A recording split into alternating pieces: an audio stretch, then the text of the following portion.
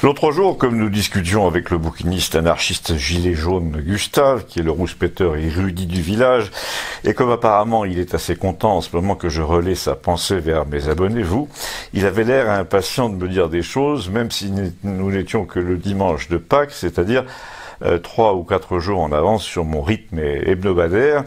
Alors je l'ai interrompu, je lui ai dit attends, au moins attends que le président ait parlé, c'est demain. Et là il m'a répondu où est l'intérêt de commenter ce qu'il a dit quand il l'aura dit. À mon avis, ce sera plus intéressant de commenter ce qu'il ne dira sûrement pas. Alors je lui ai dit ah bon, et pourquoi? Et pourquoi pas d'ailleurs? Il a ajouté, en plus comme ça tu es à peu près sûr de mettre dans ta chronique des choses intéressantes, parce qu'en général, ce qu'il dit en public à la télévision est assez inintéressant. Bon d'accord, je lui ai dit, alors quels sont les thèmes dont, à ton avis, il ne va pas parler? Eh bien déjà, me dit-il, le principal thème qui est ce que révèle l'empoignade à propos de la chloroquine. Mais justement, il va en parler, lui ai dit, il est allé voir le professeur Raoult à Marseille sans le dire à personne, donc forcément, il va aborder cette question, et il me répond, non, pas du tout, il dira rien de Raoult, alors qu'il devrait, puisque ce médecin a plus ou moins le peuple des gens de base derrière lui, il devrait en profiter pour se placer dans les bonnes grâces de la population, mais tu vas voir qu'il n'en dira rien. Et il est allé uniquement là-bas pour avoir l'air informé et gagner un point ou deux dans les sondages, alors que s'il en parlait réellement à la nation entière sur le ton qui convient, il en aurait gagné 8, mais il le fera pas. Quand même, lui dis-je, il peut pas dire à tout le monde, à tout le corps médical, votre bête noire là m'a convaincu, c'est lui qui a raison. Non, me répond-il, mais il devrait au moins en parler, parler de ce que ça révèle en France, mais ça il est incapable de l'analyser en profondeur, ça dépasse son entendement, ce qui arrive en France, dans notre pays, à un rapport détestable avec l'autorité. Et cette histoire de Raoult est un révélateur, tu les as vus tous sortir du bois à cause de ce professeur un peu cow-boy, tu vas me dire qui ça tous, ben, je te réponds, les dingues du pouvoir, de l'influence, les dominateurs, les moi-je, les en tant que spécialistes, chers amis, les bien entendus, chers confrères, tous des médecins, tous assoiffés d'attention, de reconnaissance, et qui n'en ont jamais assez de jouer les vedettes sur les plateaux. Alors là, j'ai dit à Gustave, ton professeur Raoult est quand même un peu comme ça tout de même, c'est une nature comparable, d'ailleurs il a même siégé un moment parmi eux. Et puis, comme vedette, tu m'excuseras, mais il a fait son intéressant là récemment. Il va finir par imposer les mains en public ou par rendre la justice comme Saint-Louis. Mais Gustave me dit, j'ai jamais dit le contraire. De toute façon, ces médecins sont tous des dominateurs par nature. La preuve, il y en a énormément qui font de la politique en ce moment. J'ai été stupéfait, me dit-il, de voir le nombre de médecins députés, par exemple. Ils sont une trentaine au Parlement. Déjà, première observation, c'est dans ce genre de circonstances sanitaires nationales d'urgence qu'on se demande, mais qu'est-ce qu'ils foutent tous ces cardiologues, ces neurologues, etc. en politique, alors qu'on en a tant besoin dans les hôpitaux en ce moment? Et la réponse est, mais si, c'est normal, c'est une profession d'influence, de pouvoir sur autrui, une profession qui a perdu un peu le prestige de l'argent et de la position sociale qu'elle avait autrefois, enfin sauf ceux qui touchent de l'argent des labos, mais qui garde énormément d'influence sur les décideurs. Nous sommes une société, me dit Gustave, obsédée par la santé, les prescripteurs, les normes, les télétons. Donc quelqu'un qui sait, qui voit loin, qui prévoit, c'est quelqu'un qui gouverne et qui conseille les gouvernants. Au nom des labos, plus ou moins. Je ne vois toujours pas en quoi, lui dis-je, le professeur Raoult est différent des autres. Eh ben, je vais te le dire. Comme toutes ces sociétés où on jouit d'une influence de caste dirigeante sur les ignorants que nous sommes, que sont les patients par nature et que sont les non-médecins, y compris les énarques, eh bien, il faut que les membres de cette caste, la caste des sachants, des diplômés, des scientifiques, des docteurs, des professeurs, s'entendent bien pour imposer sa loi, comme les aruspices sous Néron, qui lisaient dans les entrailles des moutons sacrifiés ce qui allait arriver à la République romaine. Mais justement, je lui dis, en continuant de jouer les contradicteurs, puisqu'il en fallait quand même un, ils se tirent souvent dans les pattes, c'est connu. Ah, sauf sur un point, me dit Gustave, en ce moment, ils s'entendent pour la plupart à rejeter Raoult, parce qu'il ne fait rien dans les règles et qu'il ne veut pas se soumettre à la loi commune. Il n'a même pas essayé, d'ailleurs, donc ils s'entendent sur l'essentiel qui est Entretenons une part de mystère et de complexité autour de ce qu'on fait. Disons à tout le monde que ce sont des matières qui ne supportent pas l'à peu près, qui sont loin d'être simples. Et quand tu écoutes les explications de ces mecs-là, c'est la phrase qui revient le plus souvent dans leur bouche, c'est loin d'être simple. À chaque fois qu'un de ces grands professeurs, immunologues, virologues, chefs de service à la Salpêtrière ou ailleurs, s'exprime à la télé sur un plateau où il y a des gens comme lui autour de lui qui viennent de l'hôpital ou du labo voisin pour faire la claque, ils se disent l'un à l'autre, je sais que c'est loin d'être simple. Sous-entendu, il y a tellement de complexité là-dedans, de choses à peine explicables au grand public, que plus nous entretenons ce côté chasse gardée de la connaissance en médecine, et plus nous gardons en effet un pouvoir occulte et mystérieux sur les esprits, sur les institutions, sur les budgets surtout, plus nous pouvons nous appeler chers amis, chers confrères en public.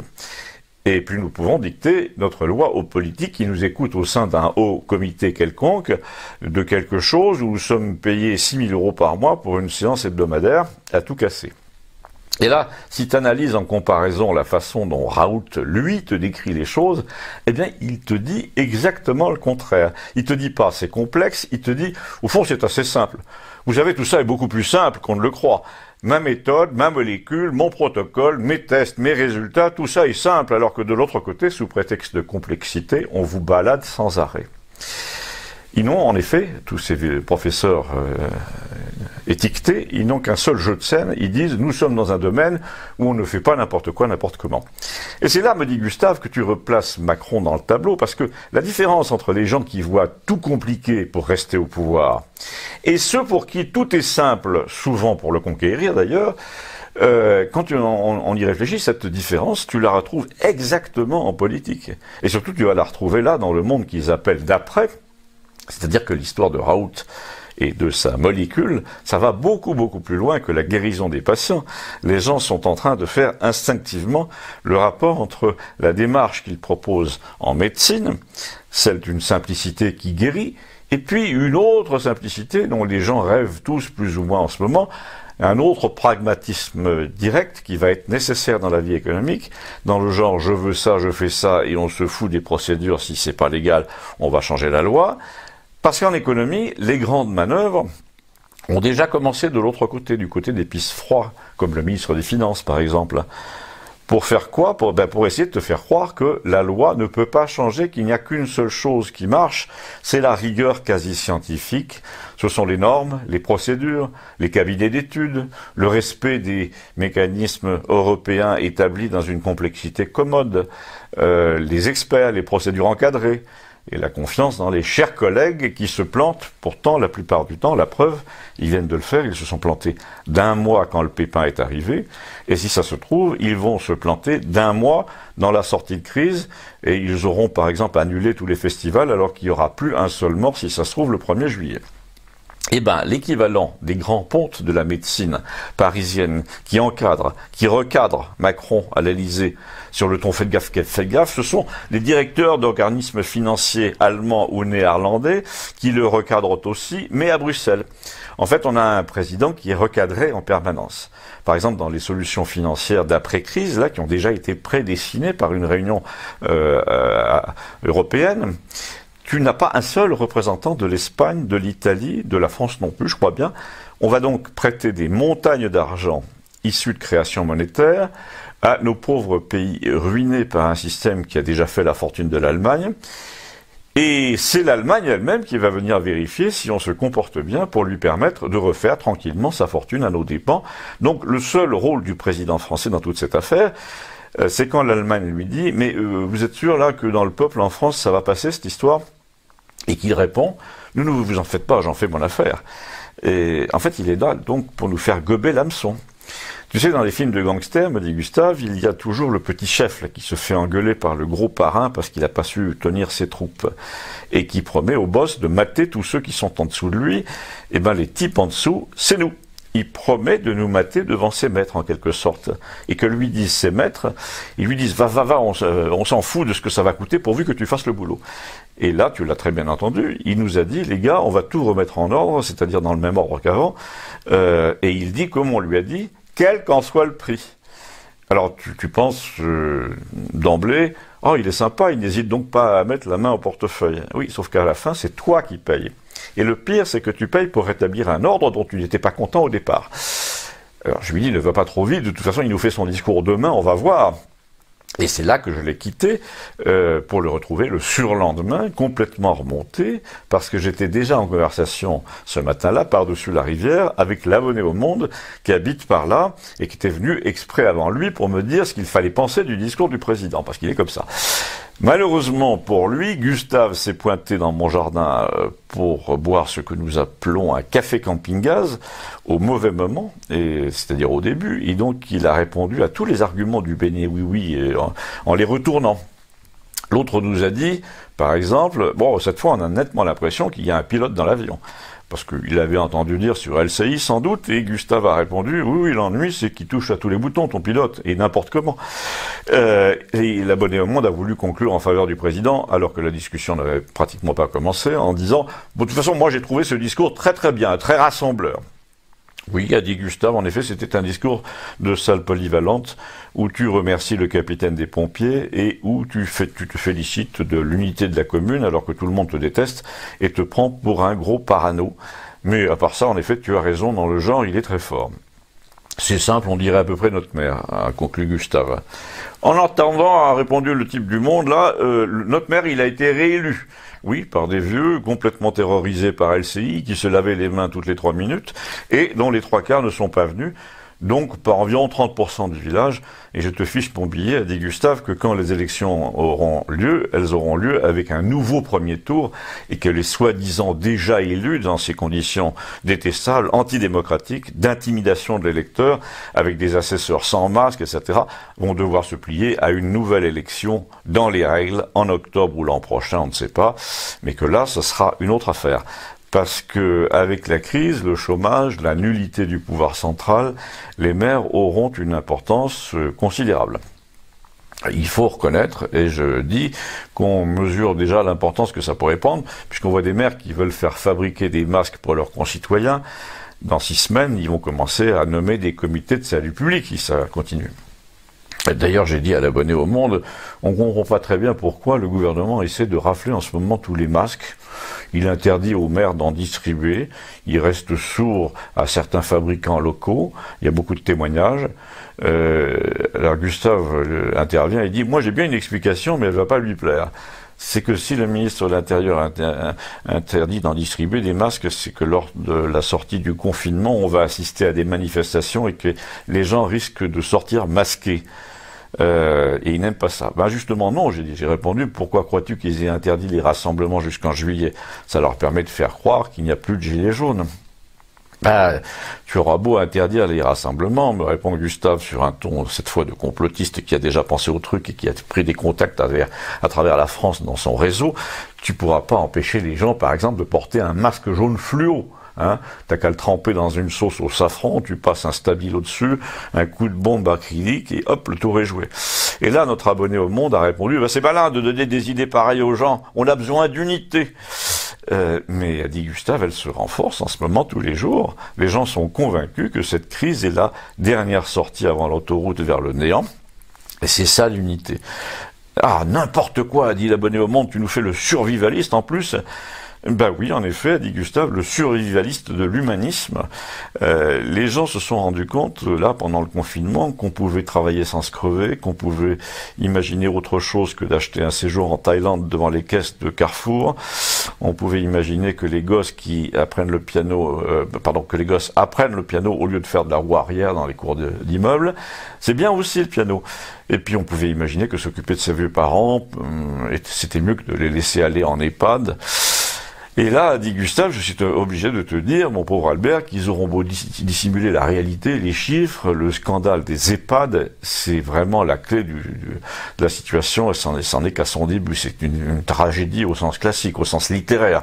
T'as là des vieux qui savent qu'ils vont mourir de toute façon, hein, comme tout le monde, mais qui quittent tous les matins leur chambre de 17 mètres carrés pour aller avec leurs semblables en bas, et pour être réconfortés par des bavardages, des visites, et du coup, la mort, ils n'y pensent pas, ou n'y pensent plus. Ou très peu. Et d'un coup, toc, On en dépiste un positif qui tombe en moins d'une semaine, et puis un autre, 2 autres, 10 autres. Résultat, ils sont bloqués dans leurs 17 mètres carrés, ils n'ont plus de salle commune, plus de visites, et ils savent que quoi qu'ils fassent, la mort est en train de venir les chercher. Le virus les rattrapera toujours, comme dans les pires tragédies au théâtre. Vous savez, le roi Sommeur de Ionesco, par exemple, qui est un truc que j'aime bien. Et là, les familles ont compris que la nullité des pouvoirs publics se trouve tout entière résumée dans cette histoire d'EHPAD. C'est une parabole parfaite de l'incapacité à mouvoir le bateau avant les récits. C'est le Costa Concordia du truc. C'est le jeu. Je vous l'avais dit, comment donc ça passait pas. Et le type, le mec n'en fait qu'à sa tête et le bateau se retrouve couché avec des morts plein les cabines. Eh bien, d'ailleurs, souvent les familles avaient déjà un sentiment de culpabilité à l'égard de leurs vieux, de relations inachevées. Trop de travail, trop de différences culturelles entre générations. Et là, il y a rien de pire. Pas de visite, enterrement à la sauvette, sentiment d'urgence, de gâchis. Alors, toi qui es si malin, a dit l'abonné au monde, qu'est-ce que tu aurais fait à leur place? Et moi, j'aurais fait ce que le gouvernement a été infoutu de faire, a dit Gustave, dans la société entière. Je l'aurais fait au moins pour les vieux. C'est-à-dire dépistage, chloroquine, antibiotique dès le 3e jour. Mais ce que je sais, c'est que dès le 10 janvier, d'après les chiffres chinois, on savait que les vieux étaient en première ligne. Donc c'est eux qu'il fallait défendre d'abord. Le pire, c'est que maintenant, ils réfléchissent à ne plus les laisser sortir du tout. Même toi, me dit-il, même moi, ils disent après 70 ans, mais dans un pays rural où tu ne risques rien, où tu rencontres 4 personnes par semaine, t'empêcher de traverser le village pour aller au poulailler sous prétexte que tu as 70 ans, c'est absolument grotesque. Et là, l'abonné au monde a essayé d'en placer une, mais Gustave me parlait à moi de toute façon. Il m'a dit, tu sais, les gens de notre génération, et même un peu les jeunes, d'ailleurs, ont compris que la société de Macron, c'était plus ou moins le film Soleil Vert. Tu te souviens, où les vivants dévorent les protéines humaines issues des cadavres parce qu'il n'y a plus assez à manger et parce qu'on rationalise. Le monde est devenu tellement invivable qu'on projette aux vieux des images de sous-bois et de rivières avant de les endormir à jamais. Et ben, cette crise, c'est marrant, te montre tout ça en même temps. Combien l'eau peut être pure, combien le ciel peut être clair, combien les dauphins aiment jouer sur les mers quand il n'y a pas de paquebot grotesque équipé de 24 restaurants et de 3 casinos, combien une société où on ne vend que des services sans rien produire, ça ne marche pas, combien une société où on ne vend que du superflu, ça ne marche pas non plus, parce que l'essentiel c'est bien aussi, lire, élever ses enfants, faire de la musique, étudier l'histoire, refaire une maison, planter des jardins, c'est bien aussi, combien une société où tout vient de Chine, d'Inde, de Corée, fabriqué par des petits robots, ça ne peut pas vivre et ça peut même très bien mourir. On nous dit les médicaments, les pièces automobiles, mais personne ne te parle par exemple des sas, des câbles, des tuyaux sous pression, des capteurs, des manomètres et de la surveillance électronique, des écrans de contrôle, de la mise en réseau sur les 58 réacteurs nucléaires français. Personne ne t'en parle. Et personne ne te dit où sont les stocks d'iode par département. Personne ne le sait. Pourtant, quand tu y penses, tu espères de plus en plus que rien de tout ça ne vient de Chine dans ce genre de matériel, que c'est fabriqué et contrôlé ici, et tu espères qu'il n'y aura pas de pénurie sur le marché. Une pénurie qu'ils appellent par pudeur tension. Eh bien moi je dis que les gilets jaunes, nous dit Gustave, les masques jaunes de tous les pays devraient s'unir maintenant tout de suite pour dire on ne prend pas les mêmes et on ne recommence pas pour éviter les prochaines tensions. On va recommencer à pratiquer les logiques régionales, bassin méditerranéen, Baltique, Europe du Nord, Europe centrale, Pologne. On va nationaliser tout ce qui est sensible, annuler les règlements imbéciles pour tout ce qui ne l'est pas. Alléger le contrôle technique des véhicules, par exemple, des portes et fenêtres, de l'isolation, diviser par 5 le nombre d'experts. Les gilets jaunes devraient monter sur des bidons, là, maintenant, pour parler à la foule et pour dire, quand le président nous raconte qu'il paiera quel que soit le coût, c'est facile, c'est pas lui qui paye. C'est pas non plus l'Europe, quoi qu'on dise, comme si elle trouvait de l'argent autre part que dans notre poche. C'est nous qui payons sur 50 ans. C'est de notre poche que vient l'argent. Et nous payons pourquoi? Pour nous conformer aux normes que l'Europe a définies pour notre bien, sauf que dans la plupart des cas, on nous demande pas où est notre bien et ce que nous en pensons. Donc, résumons, c'est nous qui payons sans décider pourquoi nous allons payer. La moindre des choses, c'est de recommencer à décider et de définir où est notre bien. Décider qu'on ne paiera plus, par exemple, pour financer ce qui ne nous ressemble pas. Décider que les pays comme le Qatar ne pourront plus acheter des immeubles de Paris comme des dominos et construire ce qu'ils veulent en banlieue sous couvert d'associations. Décider que la Chine ne pourra plus acheter des aéroports, des installations portuaires, des vignobles entiers en profitant de notre législation débile. Alors, en vertu de quel principe a dit l'abonné au Monde? Eh bien, en vertu du principe selon lequel on ne devrait rien décider si un référendum sur la question donnerait 70% de non. Et là, dans la plupart des cas que je viens de citer, ce serait le cas. Si tu demandais aux gens, êtes-vous favorable à l'achat du port de Saint-Nazaire par la Chine ou de Chambord par le Qatar, c'est même pas la peine d'aller aux urnes, les gens diront non. C'est pour ça qu'on les interroge pas d'ailleurs. Eh bien, on va décider que partout, c'est le souci de l'autonomie, de l'indépendance, du patrimoine qui doit prévaloir. C'est simple. Dans les 6 mois qui ont précédé cette histoire de virus, le Canada et les États-Unis ont expulsé des professeurs et des étudiants chinois par dizaines parce qu'ils pillaient les conclusions des laboratoires en matière de virus. Tiens, c'est bizarre, non? Eh bien, qui l'a raconté dans la presse française? Personne. À Venise, il n'y a plus un seul glacier italien, ils sont tous chinois. Heureusement, ils sont en train de faire faillite. Et s'ils ne font pas faillite, après 2 ou 3 mois d'arrêt, c'est simple, c'est qu'ils blanchissent de l'argent. Mais non, ce n'est pas simple avec de la pile abonnée au Monde, c'est simpliste. Tu vois, me dit Gustave, c'est ce que je te disais hier, avant-hier, c'est toujours pareil. Dans notre monde, c'est la guerre du compliqué contre le simple, contre l'évident, le consensuel.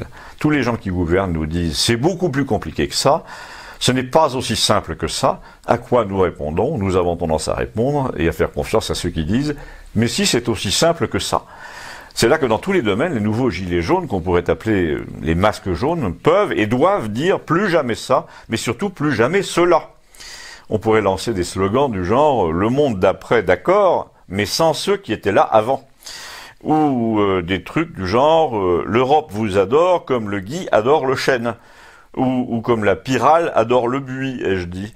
Ou comme le coronavirus adore les espaces ouverts sans frontières. Et là, l'abonné au Monde a glapi. Punaise! Mais c'est du délire complotiste, de votre truc. Et Gustave a répondu, non, souverainiste. En tout cas, c'est tout théorique, a dit l'abonné au Monde. Je n'entends aucune mesure concrète là-dedans, mais je peux t'en donner, si tu veux, a dit Gustave. Des trucs dont le président n'a pas dit un mot, d'ailleurs. Il te dit, on va aider les familles pauvres. Mais déjà, s'il encadrait le prix des aliments de première nécessité, qui ont fait un bond partout dans les supermarchés, c'est quand même plus simple que d'attendre les résultats d'un questionnaire. Parmi les trucs dont il n'a pas parlé, et qui sont comme une espèce d'épine dans le pied de la nation, une épine infectée par le mensonge, eh bien, il y a Notre-Dame aussi, l'incendie de Notre-Dame. Où en est l'enquête? Où en est ce couillon de général qui disait aux architectes de fermer leur gueule? Pourquoi les journaux ne font-ils pas des doubles pages sur la combustion des poutres et l'hypothèse du mégot? Pourquoi tout le monde a pu voir des jeunes en basket faire de l'acrobatie la nuit sur les toits de Notre-Dame pendant toute l'année qui a précédé l'incendie? Pourquoi c'est resté sur YouTube pendant 1 an? Mais ça n'y est plus d'ailleurs. Ces 2 jeunes-là qui disaient venez faire comme nous, c'est trop marrant, etc. Et puis c'est pas gardé, on monte là-haut comme on veut. Et donc le type du Monde a répondu, mais on voit pas le rapport entre Notre-Dame et le virus. Mais si, le rapport, a dit Gustave, c'est ce petit sourire narquois du genre « vous êtes pas digne de la vérité ». Tu vois, son problème, Macron nous a-t-il dit, donc le nôtre, c'est tout ça, c'est tout ce qu'il ne dit pas. Et tout ce qu'il ne dit pas, c'est tout ce dont nous parlons, nous, la preuve. Et ça tombe mal, ça veut dire qu'il n'est pas avec nous, il n'est pas du côté de ceux dont nous voulons parler, il n'est pas de notre côté. Alors, je vois, tu vas encore nous parler de Raoult. Pas du tout, sauf pour rappeler, a dit Gustave, qui n'en a pas parlé lui-même. Il y a 3 semaines, je t'annonçais que tout dépendait du père Macron, le neurologue, son père biologique, qui était un original, que son fils ne pouvait pas blairer pour cette raison, et inversement. Eh bien, là, il est allé rendre visite à Raoult, le double de son père, pour dire même pas peur. Mais en fait, c'est là que tu vois que c'est pas un tribun, un vrai homme d'État. Il n'a pas dit je me fiche des chapelles, nous sommes dans une situation où il faut préférer systématiquement ce qui marche, l'efficacité contre les règles, les génies contre les besogneux. Il n'a pas dit il faut que notre pays soit à la recherche des talents. En fait, le ruissellement dont il parle, ça existe, mais ça le contourne. Le génie ruisselle partout autour de lui, mais son canal à lui est trop peu profond, ça n'y coule pas.